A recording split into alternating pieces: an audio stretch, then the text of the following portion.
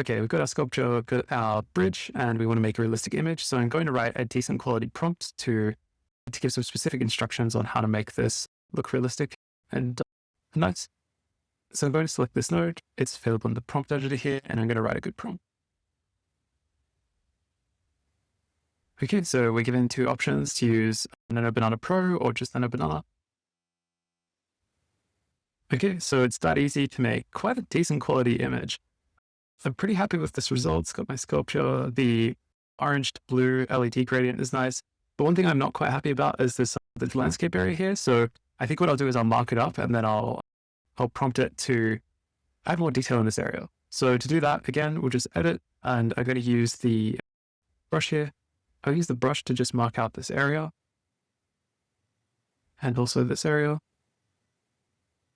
and maybe even this bottom corner. I'm going to save this. You can see our edits were applied. They're very crude, but that's all that's needed. And what I'm going to do is take the output of this, edit this image, and say, improve the landscape where the red markups are. Okay, and we'll hit play. Okay, so I think this is an improvement for now. It's roughly followed a prompt. Perhaps we could do a bit of a better job of that in future, but I'm pretty happy with this.